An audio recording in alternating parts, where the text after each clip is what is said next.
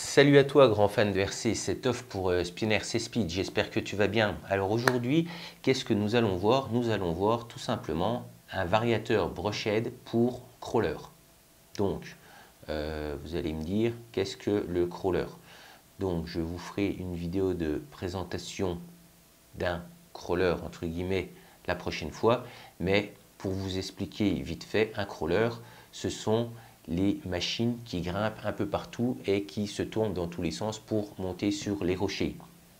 Donc, il faut savoir que ce type de variateur est différent d'un variateur pour voiture, buggy ou truggy.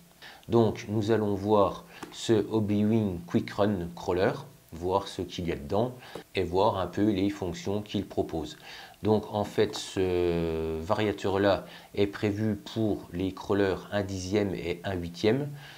Donc c'est un variateur de 80 ampères mais en brochehead. Donc le brochehead c'est pas le brushless, ce sont entre guillemets les vieux moteurs avec charbon. Donc vous avez que 2 fils sur le moteur alors qu'en brushless vous en avez 3 ou 4 si vous avez un sensor. Donc, alors, comme on a déjà vu, les Hobbywing, c'est souvent un peu pareil. Vous avez donc votre variateur avec votre prise XT, donc ça c'est XT60, c'est déjà mieux que les prises T que vous avez sur certains constructeurs.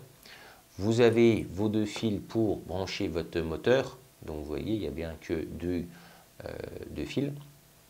Vous avez votre bouton marche-arrêt avec le petit bouton pour programmer le variateur et le variateur est le fil de commande qui se branche sur votre récepteur.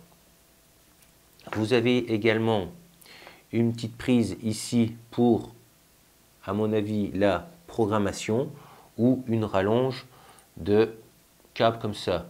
Étant donné qu'il y a les mêmes signaux, je pense que vous pouvez par exemple brancher un système de LED directement sur le variateur au lieu de mettre une rallonge sur un fil comme ça.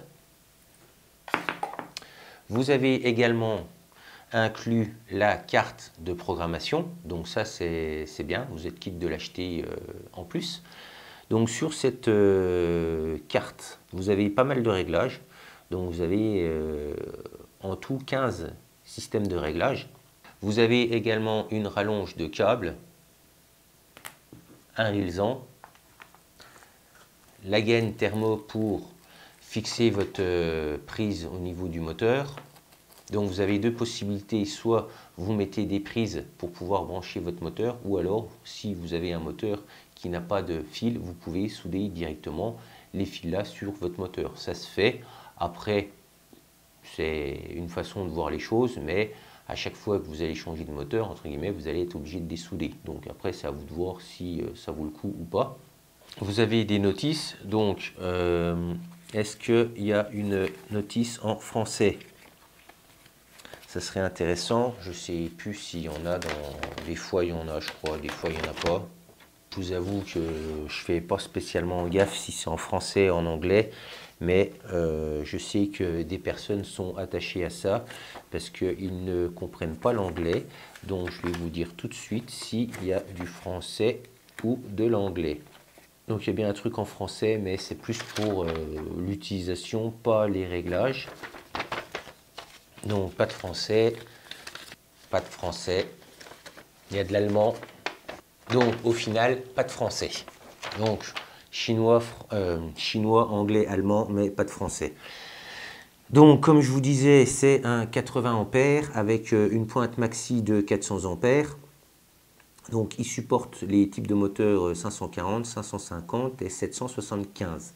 Ce type de format est propre en fait au moteur brochehead. Donc avec une Lipo 2S, vous devez mettre au minimum un 10 tours.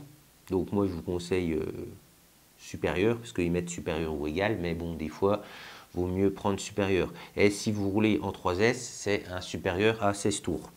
Le nombre d'éléments que vous pouvez mettre, donc c'est 2 à 3S maximum.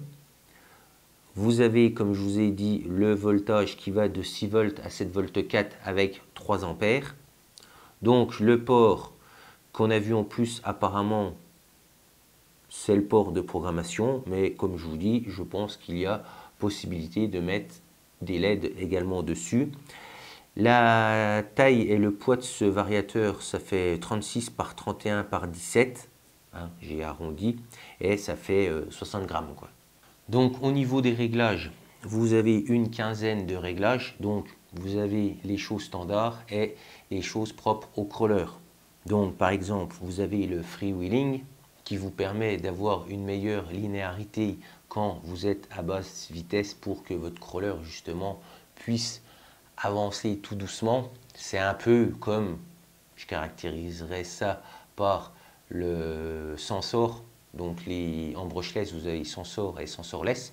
Donc le sensor, ça vous permet d'avoir une meilleure linéarité à basse vitesse quand vous accélérez. Et les sensorless, en fait, c'est ceux qui n'ont pas le fil en plus, donc le quatrième fil qui se branche sur le variateur. Vous avez également la fonctionnalité pour limiter la vitesse en marche avant et en marche arrière que les autres variateurs ne proposent pas quand vous avez un variateur standard. Et voilà en gros les fonctionnalités propres au crawler. Si tu as d'autres questions, n'hésite pas à les mettre dans les commentaires. En attendant, moi je t'invite à t'abonner sur la chaîne et à mettre un pouce bleu pour faire connaître la chaîne. Et surtout, amusez-vous bien avec vos crawlers. Ciao!